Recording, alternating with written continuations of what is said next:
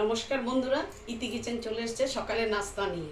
আজকে রুটি আর হলো তাল, তবে নাইকল দিয়ে তালের জালটা করেছি। তবে রুটির সাথে সবাই তো খেজুরের গুড় খাচ্ছ, তা আমরা তালের শ্বাসটা খেয়েছি, তালের গোলা করে দিয়ে। তবে আজকে আমি একটা কথা শেয়ার করছি, আমার তো পরিবারকে বললে পরে মনটা একটু হালকা হবে। আজকে বৃহস্পতিবার, শাশুড়ির মার কথা খুব মনে পড়ছে।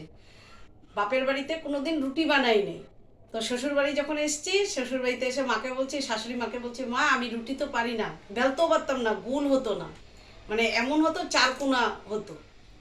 তো আমার শাশুড়ি মার কাছ থেকে এই যে আমার গুল রুটি শিখেছি। দেখো গুল হয়েছে কি না, এই দেখো। আর কি করেছে, সেই রুটিটাকে আমি, তো উনারা উনানে বানাতো, তো আমি আমাদের বাপের বাড়িতে ঘ্যাসে হতো। উনানের মধ্যে যখন আমি এই রুটিটা বানিয়েছি, জ্বলে গেছে। উনি এত খুশি হয়েছে, কি বলছো তুমি, আমার রুটি পারবা না, আমি তোমাকে শিখিয়ে দিচ্ছি। সে আমাকে রুটি শিখানো বানিয়ে শিখা দিচ্ছে আমাকে। তখন আমি বললাম, বলছে না তুমি বসো উনানের কাছে, রুটিটা তুমি ছেঁকো।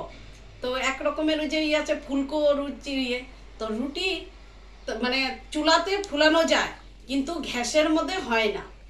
তো সে রুটি ফুলেছে, সে পুড়ে গেছে, সে রুটি খেয়েছে। তো আজকে আমার রুটি মনে পড়েছে, তো সেজন্য শেয়ার করলাম। তবে লাইক করবে, কমেন্টস করবে, শেয়ার করবে। নমস্কার।